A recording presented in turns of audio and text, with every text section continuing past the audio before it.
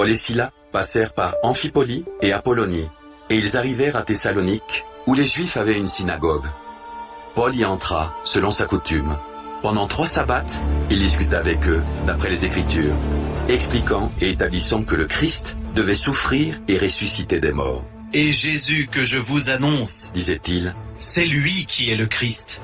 Quelques-uns d'entre eux furent persuadés et se joignirent à Paul et à Silas, ainsi qu'une grande multitude de Grecs craignant Dieu, et beaucoup de femmes de qualité. Mais les Juifs, jaloux, prirent avec eux quelques méchants hommes de la populace, provoquèrent des attroupements et répandirent l'agitation dans la ville. Ils se portèrent à la maison de Jason, et ils cherchèrent Paul et Silas pour les amener vers le peuple. Ne les ayant pas trouvés, ils traînèrent Jason et quelques frères devant les magistrats de la ville, en criant « Ces gens qui ont bouleversé le monde sont aussi venus ici, et Jason les a reçus. Ils agissent tous contre les édits de César, disant qu'il y a un autre roi, Jésus. » Par ces paroles, ils émurent la foule et les magistrats, qui ne laissèrent aller Jason et les autres qu'après avoir obtenu d'eux une caution. Aussitôt les frères firent partir de nuit Paul et Silas pour Bérée. Lorsqu'ils furent arrivés, ils entrèrent dans la synagogue des Juifs. Ces Juifs avaient des sentiments plus nobles que ceux de Thessalonique. Ils reçurent la parole avec beaucoup d'empressement, et ils examinaient chaque jour les Écritures pour voir si ce qu'on leur disait était exact. Plusieurs d'entre eux crurent, ainsi que beaucoup de femmes grecques de distinction et beaucoup d'hommes.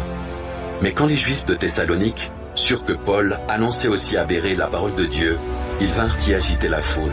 Alors les frères firent aussitôt partir Paul du côté de la mer. Silas et Timothée restèrent à Bérée. Ceux qui accompagnaient Paul le conduisirent jusqu'à Athènes, puis ils s'en retournèrent, chargés de transmettre à Silas et à Timothée l'ordre de le rejoindre au plus tôt. Comme Paul les attendait à Athènes, il sentait au-dedans de lui son esprit s'irriter. À la vue de cette ville pleine d'idoles, il s'entretenait donc dans la synagogue avec les Juifs et les hommes craignant Dieu, et sur la place publique, chaque jour avec ceux qu'il rencontrait. Quelques philosophes épicuriens et stoïciens se mirent à parler avec lui, et les uns disaient « Que veut dire ce discours ?» D'autres, l'entendant annoncer Jésus et la résurrection, disaient « Il semble qu'il annonce des divinités étrangères. » Alors ils le prirent et le menèrent à l'aéropage, en disant « Pourrions-nous savoir quelle est cette nouvelle doctrine que tu enseignes? Car tu nous fais entendre des choses étranges. Nous voudrions donc savoir ce que cela peut être. » Or tous les Athéniens et les étrangers, demeurant à Athènes, ne passaient leur temps qu'à dire ou à écouter des nouvelles. Paul, debout, au milieu de l'aéropage, dit « Hommes athéniens, je vous trouve à tous égards extrêmement religieux.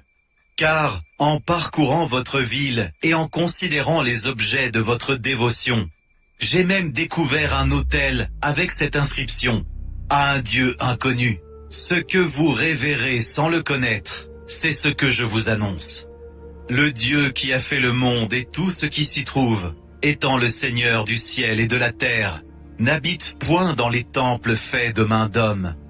Il n'est point servi par des mains humaines, comme s'il avait besoin de quoi que ce soit, lui qui donne à tous la vie, la respiration et toutes choses. Il a fait que tous les hommes, sortis d'un seul sang, habitassent sur toute la surface de la terre, ayant déterminé la durée des temps et les bornes de leur demeure. Il a voulu qu'ils cherchassent le Seigneur, et qu'ils s'efforçassent de le trouver en tâtonnant, bien qu'il ne soit pas loin de chacun de nous. Car en lui nous avons la vie, le mouvement et l'être.